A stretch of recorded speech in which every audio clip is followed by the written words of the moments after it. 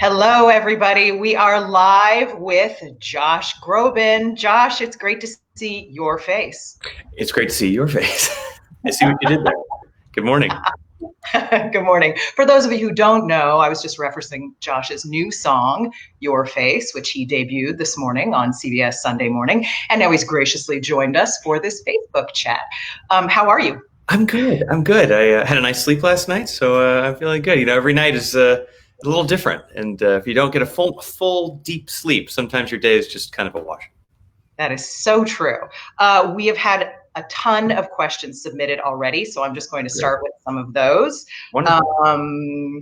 Let's do, you know what? Speaking of your face, I just want to read you this post from Symphony. This was on Twitter. She Okay. says, not a question, but I'm a nurse on the front lines. I had one of my Groban merchandise tote bags sewn into an OR scrub cap. My PPE is composed of Josh Groban. It's a little piece of happy for me during really stressful times. Oh, well, two thoughts. One, that is so sweet and so flattering. Two, I'm angry that anybody would have to use a tote bag of mine to have to cover themselves and protect themselves. We need to make sure that our medical workers are the first to get the right PPE equipment. But that is, I hope she doesn't get too much crap for that. Truly, I feel like I'm ruining her hospital street cred. I'm very flattered. You're giving her street cred. Come on. There you go. Okay, Judy from New York. Would you consider doing another Broadway production? Absolutely. We talked about it in your interview. I miss the Broadway community so much. I think that it is obviously suffering so much right now. We all can't wait to get back to enjoying the shows. For those of us that have been lucky enough to be on the stages, to get back to performing these shows. And the last time I did Broadway, or the last and first time I did Broadway, it was so many new feelings for me. It was such a new experience for me. I'd been wanting to do it since I was a little kid. So I just soaked it up like a sponge. I made some of the best friends I've ever had, and was spoiled by an incredible show and an incredible production. So I absolutely want to go back. It's a long runway to get yourself ready to do it. You have to really plan out, both in my day job and also setting up a Broadway show takes months and months, if not years. So yes, my goal is in hopefully 2022 to come back. We'll see. That's just in my head. We'll see what happens. Let's see, who is this? Paulina D says, your new song is so beautiful. Thank you. Does it mean a new album is on the way? Thank you, Paulina.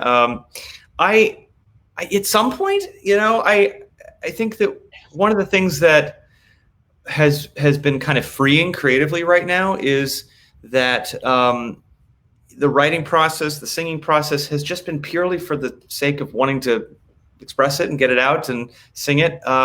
I am writing a lot of music, and before we were in quarantine, I was halfway done with an album. So yeah, the short answer is yes. And I'm going to keep working, keep writing, keep recording while in quarantine.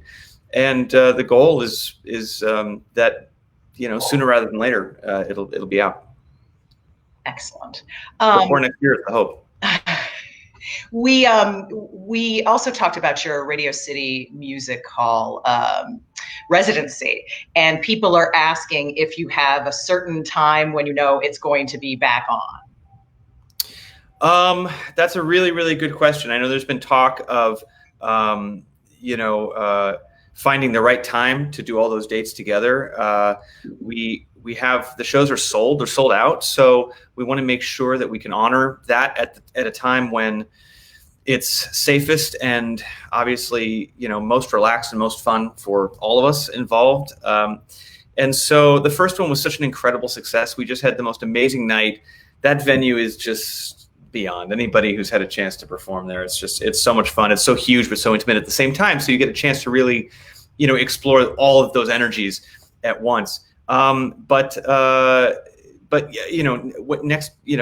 next year, as soon as we can next year, when this is all over with, we'll be back and we'll announce those soon. But we're holding on to them. We're not going to abandon the shows or abandon the idea. We're going to continue it right where we left off when it's safe to do so. Great, great. A lot of people are asking, including Sally Mowbray, how's Sweeney doing? Sweeney's good. Right before the Facebook Live started, I'm looking at the floor at him right now, and it's now 8 a.m. here in Los Angeles, and this is his definitely his like I have to go outside eyes hour. No matter how much sleep I've gotten, this is my time usually to let him do his business, and so I'm going to see if we can make it through the whole interview here. If he can be a good boy and just chill out, that'd be amazing. There he is. I mean, and chill out he does. I mean, really, he is the chillest. He's the coolest dog. That is awesome. He's doing good though. He had a little bit of he had a tumor. I mentioned it on one of my Instagram performances that he had a tumor that was isolated but was getting bigger, and so he just got some radiation treatment, and that bought him a lot of time, thankfully. So for 15 and a half. Doing all we can, and he's still himself and still wants to smell trees and chase squirrels. So grateful for that. That's wonderful. Shar Bacher, I think is her last name, is asking if everything is open and everything is safe, what would be the first thing you'd want to do? First thing I want to do is hug my family. I think. I can't wait to just we take for granted just how much we need to show the people we love that we love them, and so I can't wait to just give all of my friends and family just the biggest bear hug of all time.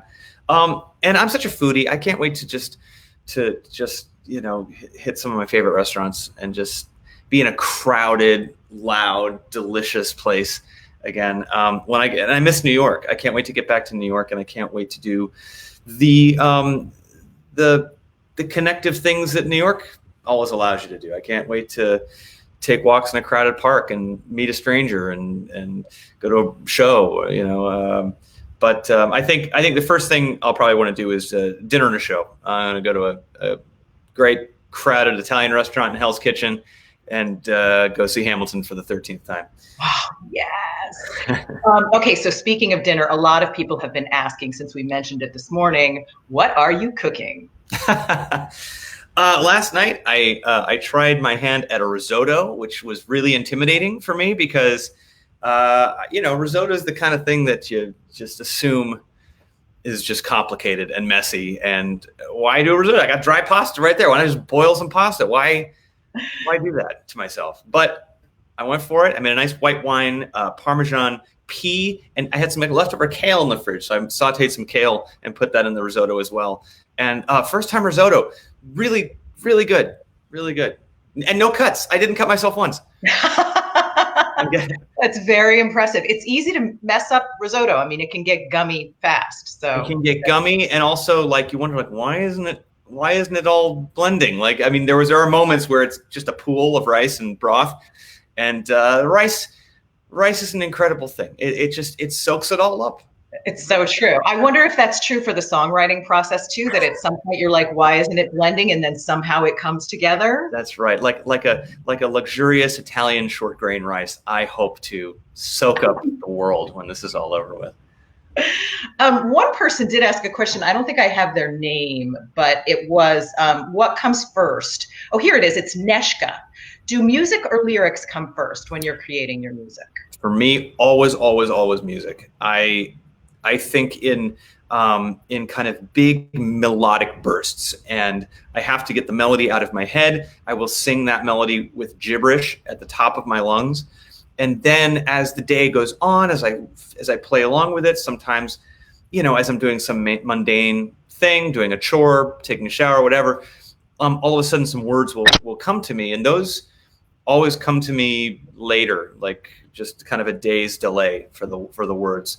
I have to figure out what the melody means to me first. I don't, to me that the melody is the heart and the lyrics are kind of the brain. The heart, the melody just comes to me without thinking. And then I have to really kind of decipher what it is I want to say with that melody. And that's where you can trip yourself up because you second guess yourself with words. So I've learned when I'm thinking of writing lyrics to just kind of, even if you know that it's not a perfect sentence or a perfect sentiment, just sing it a few times and see what happens. I think my dog sees a squirrel. You hear him flipping in the background. Go get him! Go get him! So for those of you asking, yes, Sweeney is sitting there with Josh right He's now. down on the floor.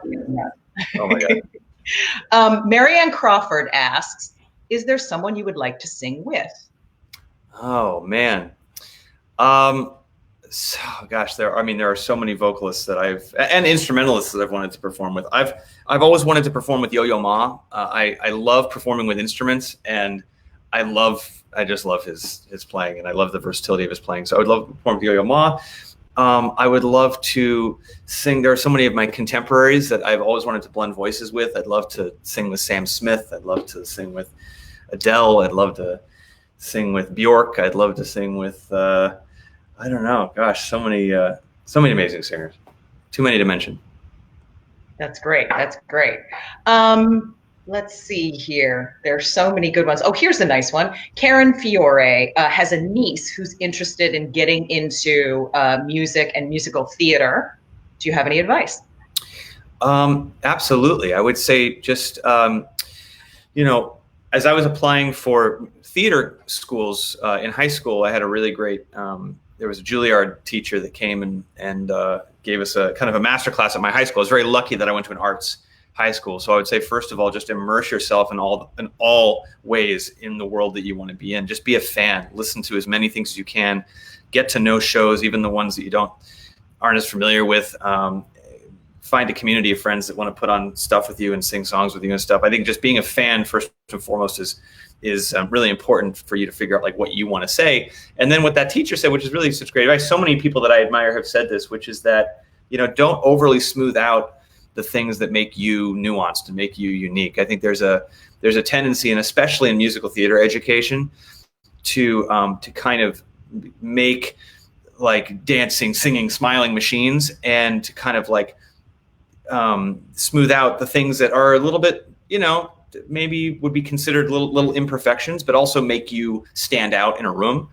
And so obviously hone your craft. If there's anything pitchiness, you want to be on top of your game, and you want to be able to get any job you can. But I would say, that said, I think it's really important that you pay close attention to the things that make you unique, and maybe take certain advice about getting those things out of your system, with a grain of salt. Make sure that you stay you and you don't become one of 1,000. Nice. Edward Rodrigo Diaz asks, Josh, I enjoy your music. My question is, what kind of music do you like to listen to? And then he specifically asks, metal? Yeah. Actually, I know he's probably joking, but I was in like a metal band when I was in high school, because I play drums too. And so when you wake up in the morning and your voice does what my voice does, but like it's just a day that your heart wants to rock out. It's not going to happen. You can't blend. You can't do it. So for me, like playing other instruments is my way to like get that out of my system. So, I love playing along to heavy music, and I love listening to rock and heavy metal and all different styles of music. One of my favorite things about going around the world is you get to kind of get your finger on the pulse of what's like pop radio in France, or what a rap song sounds like in Germany, or, what people are listening to. So, there's pretty much nothing I won't listen to. I know I just sound so old, but like to a certain extent, like sometimes like top 40 pop music like starts to sound similar to me. What is that? I feel I've heard that before. But other than that, I'm pretty open. All and right. In the kitchen, I like listening to jazz, and I've been listening to like classical guitar in the kitchen for some strange reason. I don't know. I mean, I love classical guitar. Don't get me wrong, but I have become like the cliche now. It's good cooking music. It makes sense. It is. Laura Grace Burnham is asking, is it true you wanted to be a veterinarian if you weren't in music? And there are a lot of questions here, people asking, what would you do if you weren't in music? What would you do? Yeah, I mean, I've talked about being a vet. I'm fascinated with medicine, science. I love animals. And I was always like the first one in the family finding things wrong with our pets. Like I would tell my mom, like, oh, Barnaby has a splinter in his left dorsal. Do dogs have dorsals? I don't know. I don't know. I feel I don't have the smarts to be a veterinary doctor, but I would love to be a veterinary nurse. I would love to be a doctor's assistant. I would love to work in a veterinary hospital. And that's incredible work that they're doing. And I don't know. I love being around animals. I would also, and I know I joked about this on the show as well this morning, like I would love to just be on a farm. Like I would be so happy just not even on a veterinary level, just being around animals and just growing my own tomatoes and taking care of Boris the cow. I don't know. I would be very happy with that. Like that James Herriot Yorkshire kind of thing. Those are the books I read. I was 10 years old reading All Creatures Great and Small, and I was that weird kid like that wanted to stop like that. I mean, is that not the coolest life? And I mean, being born and raised in Los Angeles, like you're like, I'm very, very lucky that I'm in a city that's this extraordinary and that I got to be born into a city that has so many things at my fingertips. But I think there is something, especially when you've been a city kid your whole life, that is just kind of magical about the idea of going off to, that life. It's one day. Judy Dapp is asking a question, and a lot of people have asked a similar one. Because your face had a lot of people in tears this morning when they heard it. She says, do you get emotional when you sing emotional songs? I always get emotional when I sing. I always get emotional every time that I sing them, but I especially get that first like gut punch of like, I have stumbled upon something that means something very deeply to me. When that happens, when you first play, for yourself, just in your writing process, a melodic line or a sentence or something that just kind of clicks, there is that first feeling of like, where like your body just has chills and you well up and you're like, yep, that's it. That's what I was looking for. And then after that, I think that's like the one and only time you're singing it for you. And then from that point on, you're then continuing to craft it for everyone else. And you want to get the message across and you want to do the best job to make sure you convey everything that you felt in that moment where it hit you quite unexpectedly. And that's a cool moment. That's a cool feeling, because there's plenty of times in the creative process where you just kind of like, yeah, that sounds like a hit hook, or that's a lyric that says something important.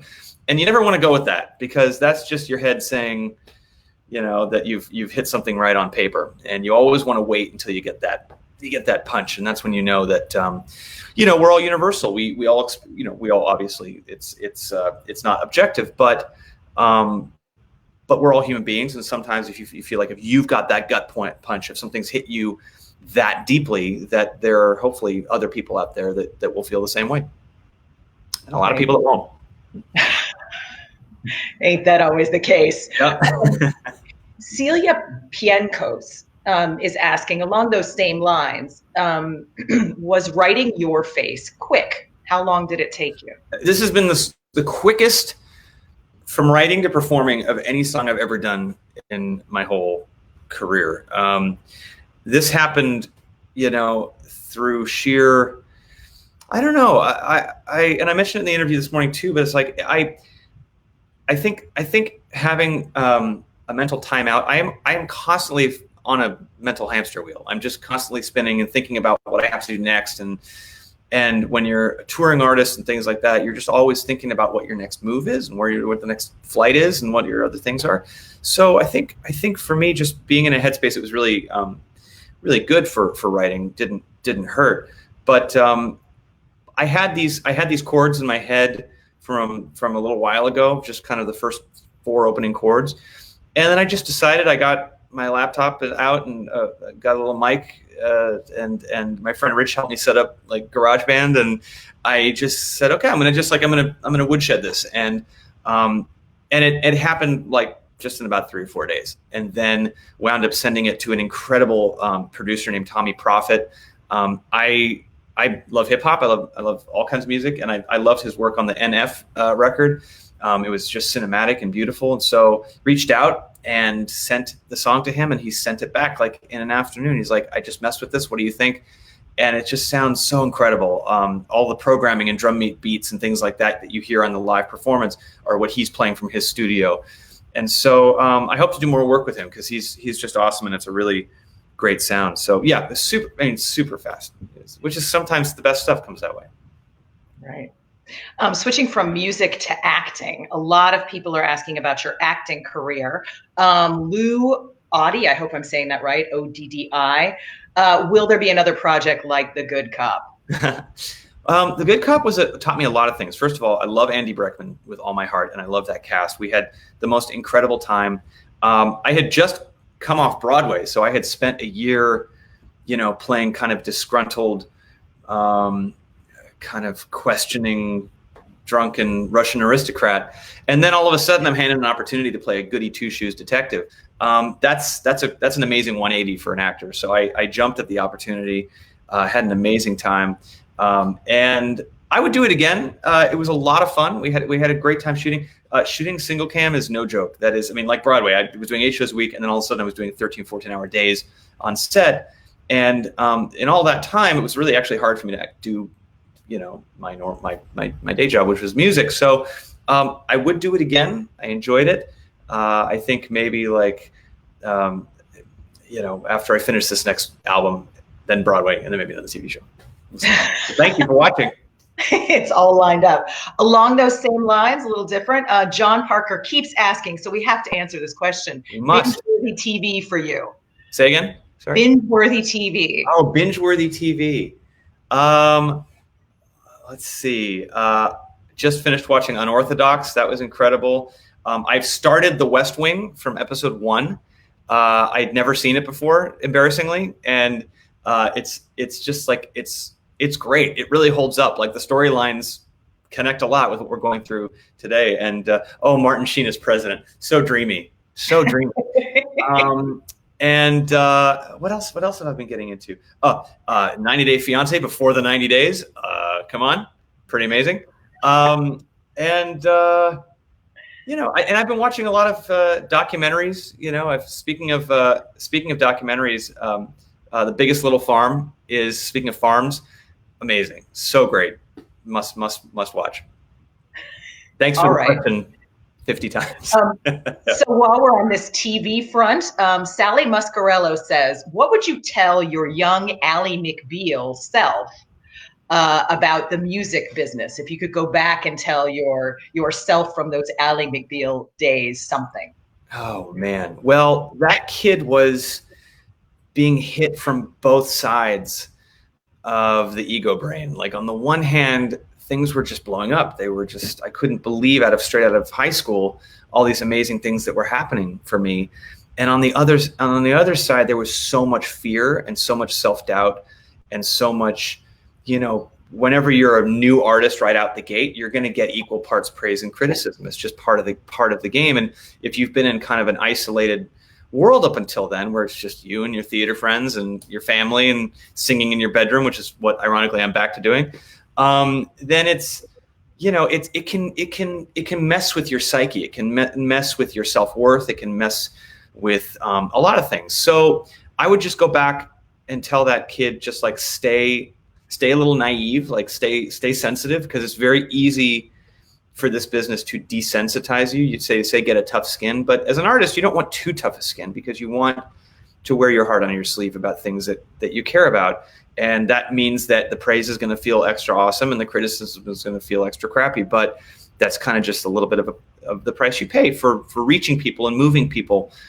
which I wasn't still am so lucky to do. So I would tell him to just like even keel, keep your head down, stay a little bit scared, because if you get too cocky, then that's when you start making mistakes. But enjoy. I would tell him to just enjoy it a little more. I was just so focused on not messing up. Oh, I cannot tell you how many people I talk to who say the same thing, that they Yeah. would tell their younger self, just take a moment to enjoy it. It's so hard to do that in the moment sometimes. It really is. So along those same lines, while we're in your brain, Fabienne Peterson says, how do you pick yourself up on a bad day? Oh, how do I pick myself up on a bad day? You know, it's the exact days where all the demons in your head are saying, don't go out, don't talk to anybody, wallow in this pity party, stay in, put the covers over your head, and don't do anything. Those are the exact days where I will say that sunlight is the greatest disinfectant. Calling somebody, talking to somebody, even if it's not about the thing you're upset about, just reaching out to communicate with somebody. It's just the most amazing thing. It's just like all of a sudden, it takes you out of yourself. So for me, just communication. And I've said this all for we're in Mental Health Awareness Month. For those that suffer from more serious anxiety and depression and things like that. That communication can be life-saving, to just say, no pressure. I'm just going to reach out. I just want to have a quick conversation with somebody, and just doesn't have to lead anywhere. I just want to have a conversation. Reach out, reach out, reach out. So for me, having a little bit of conversation always takes me out of myself. Music is a saving grace, writing it, listening to it. Food has been a new saving grace, like finding all the different things I can do with a cucumber, or that sounded wrong, are amazing. So I don't know, food is very nourishing, and cooking food has been very, very therapeutic and very nourishing. And humor. You gotta, watch a comedy, There are a lot of people on here saying, thank you so much for speaking out about anxiety and depression, and, talking like this. I think clearly so many people are encouraged and touched by it. I would tell that kid that you were talking about a minute ago also to do that, because I think that I was lost in my own head back then too, when it came to my own anxiety and depression. And so I would find myself then, when the world around me was just swimming in celebration, everybody was high-fiving, and I was so sad all the time, and I was so self-hating like all the time. And so for me, I didn't understand what that was. I didn't understand why could things be so amazing but still feel so awful all the time. And it wasn't until later in my life that you start to realize what the engine is that you're driving with, and ways to deal with that, ways to cope with it, and ways to be less hard on yourself for feeling those ways. And so I think that one of the good things about why I didn't have Facebook Live, I didn't have social media, I didn't have Instagram songs, I didn't have any of that stuff, which was, I think, good for my psyche back then. I don't think I would have done very well with those things back then. But the good thing about it now is it gives people an opportunity who've been through it, who understand it, to speak out on it, and to discuss it, and let people know they're not alone. And sometimes that's just as simple as it needs to be. Beautifully put. So along those same lines, Karen King says, did you start singing for yourself or others? Oh, I started singing for myself just as a fan. I started singing professionally as a crazy gig for someone else. I mean, when David Foster says, hey, Andrea Bocelli can't show up, would you mind singing with Celine? Then you're solely singing for please don't mess up. I just want to make Celine and David so happy, and I just want to get out of here in one piece. But prior to that, I was just singing along to albums, singing along to cast recordings of shows, and I would come back from a show and just start to sing the songs, and just kind of auditioning in my own mind in my own bedroom, and just enjoying that. But then you start to have the high pressure stakes of singing, not only for yourself in the studio, but then once the album comes out and things like that, you're singing for others every day of your life, and you have to remind yourself the joy of singing for yourself. I think sometimes it becomes so much in service of X, Y, and Z that after every few years, you have to check yourself about refinding the enjoyment for you again. Makes sense. Maybe that's one of the blessings of the lockdown, is you've had a little more time to enjoy singing for yourself. Sing for yourself. There's been a lot of that going on, but I'll tell you, it does work. I mean, when you discover that enjoyment, and you do kind of allow yourself the luxury of just kind of enjoying the process of singing, just enjoying the process of writing when nobody's listening, nobody's waiting. A lot of times really good stuff comes from that. So the song Your Face, I wrote because that was my therapy for the day. I needed to write it. I needed to sing it. I wanted to play it. Made me feel good. Didn't know if anybody would ever hear it. And there you go. And then it's the fastest I've ever said I've got a new song. So as my fans know, when I say soon, that means 3 years from now. So it was actually fast, which is great. And people are so appreciating it. I mean, over and over again, people are just saying how much they love Your Face, the new song, meaning the new song, and Your Face. Yeah, that's why I titled it that, because really. People are also asking about singing in another language, a language other than English. What's the process for learning a song in another language, and how long does it usually take you? Well, it's a fun process. When I was making the first album with David Foster, we were debating whether or not to include foreign language songs on the album. My first language is English, obviously, but I grew up learning art songs and theatrical songs and a lot of foreign language songs, pop songs, traditional pop songs, opera arias here and there. And so as a vocalist, I was always excited. I was always enthusiastic about wrapping my voice around other languages from a very young age. And so we kind of decided to kind of make that part of my world. And I love the challenge of it. I love working with tutors and trying to find, the right dialect so that it's neutral, and then learning the language backwards and forwards within the song so that it becomes fluent within the song. And so a lot of times the rhythm of a language will change the way you sing. It will change the way a melody feels. And when you translate that from the language it was written in into another language, sometimes you hit something that's never been done before and it's really great. But a lot of times you lose the poetry and you lose the fluidity of the language itself. And so I love it. I love being able to sing those songs in the countries where they originate. And then I love to introduce my fans in this country to different world sounds and languages as well, which is a win-win. Excellent. Paulina D is asking, what's the biggest surprise you remember getting from fans? A platinum record. I mean, my fans have just been so ride or die from moment one. I was not a sure thing. I was just, I think that at the time we felt like if we broke even on our recording budget, we would have learned a lot and been successful in our own way, and I would have gone back to theater school. So the fact that from day one, my fans allowed me to kind of ignore fads, to just kind of go my own way, to write my own playbook, and continue to this day to allow me to do that. I've had just such a nuanced, interesting and exciting and fun career. And it's all because they've said yes to a lot of strange forks in the road that I've wanted to go down. So I would say the most gratifying thing is that fan, permission to do those things. I think though that the most surprising thing in the best possible way is when they handed me a check at one of my concerts and said, "We want you to start a foundation. We love your philanthropic work. We would love for you to start a foundation." And they raised something like $60,000, and from autographs on eBay and all kinds of, who knows what they were doing to get that money, but robbing banks, I don't know. But they gave it to me and they said, start a foundation.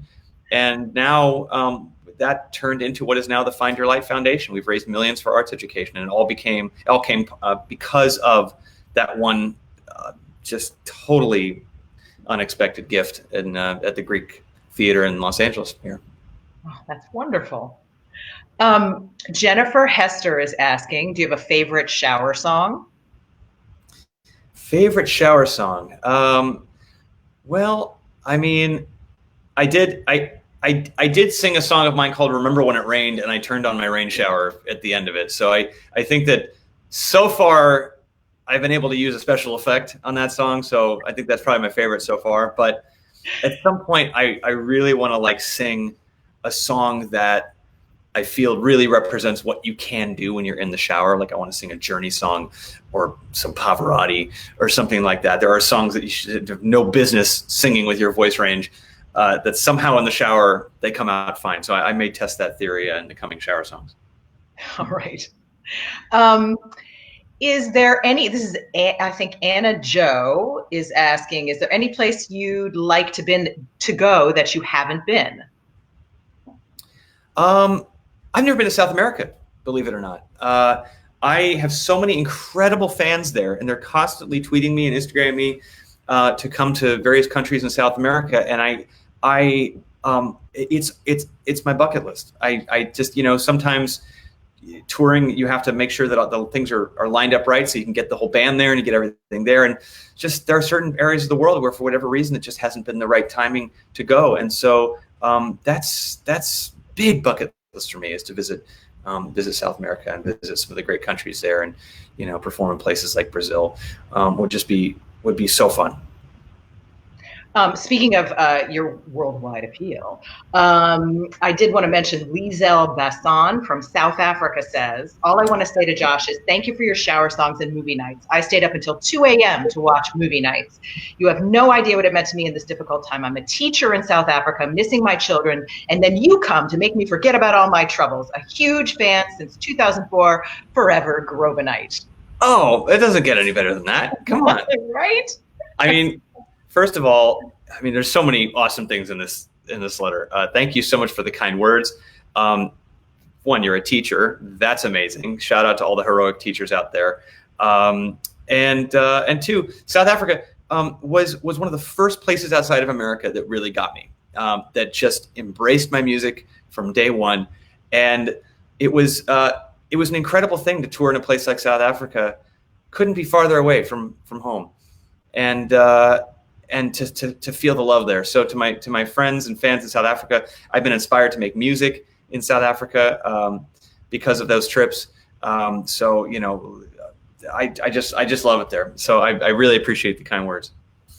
Okay, so two more things because we're almost out of time. One is okay. A lot of people are asking, will shower songs go on forever, please?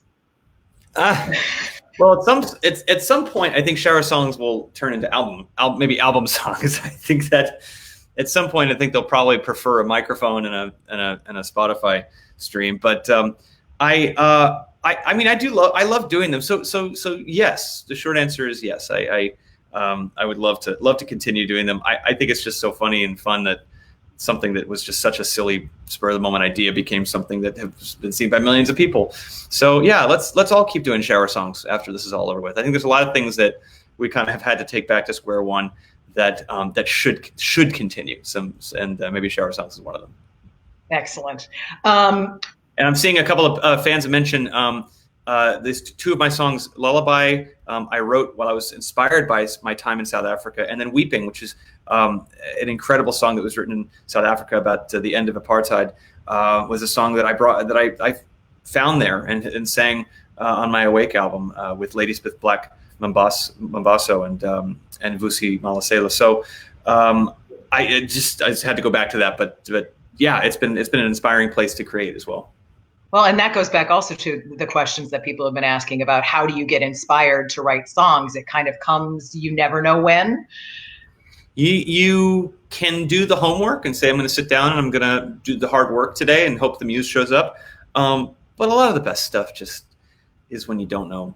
A piano just happens to be in a room that you're hanging out in, and just something says, go to it. And always go to it. To any writer watching, even if it's 1 a.m. and you're half asleep, something in your head says, go to your whatever your instrument of choice is. Get out of bed, go do it, wherever you are. If you're on an airplane, on the toilet, if something happens and in your head says, get it out, get out your iPhone, do something, get it out, because you will. Those little bursts of inspiration are what you live for, and they're special. There's something about them that is real and is special. And if you don't get them down, you have breakfast, you go take a jog, you come back, it's gone. So always make sure you get it out. Patty Warner is asking, and a lot of people are asking this in some form or another, can we buy your new song and loop it so that we can drive our families crazy? I think people are asking, where is Your Face available? At the moment, the only place it's available is on YouTube with the live performance I put together for you guys. So, so I would say check out the YouTube performance of it. We'll release it at some point. I'm so happy that people love the song. I mean, you never know when you put something out and you just want to, share something that you feel and you wrote. And yeah, no, I've already got friends have been texting me. I mean, people said they really love it. So I'm elated by that. It makes me want to mix it really fast and maybe put it out. So tell your family. Hopefully you'll be able to annoy them with it incessantly very, very soon. Excellent. And just one more thing, Jennifer Lynn Helms is asking, tomorrow's Memorial Day. Shout out to the vets. Absolutely. This is a time where we're all taking stock, and we're so grateful for those that have sacrificed. And I have so many friends in the military community, and it always means so much to me when I get to meet somebody that is a serviceman or woman. Thank you for the work you do. Thank you for being such heroes. And on Memorial Day, we think of those that we've lost, and we give so much gratitude to those that have sacrificed for us, so that we get to make songs and we get to go out and do what we want to do and continue to after this quarantine is over. So all of you in the military community, you have our love and you have our thanks every day. Josh, thank you so much for your time this morning, for sharing your music, your new song, Your Face, with us, and spending time with us on Facebook Live. It really was. Thank you. It's always such a pleasure to talk with you. Thank you so much for having me on this morning and for having me here on Facebook. I really appreciate it. And thanks to everybody for the awesome questions. I'll get started on new recipes and new songs for you very soon. Yes, please do. And give our love to Sweeney. I will. Definitely time for him to go out now. All right. Thanks for hanging in there, Sweeney. Take care. Bye. Bye.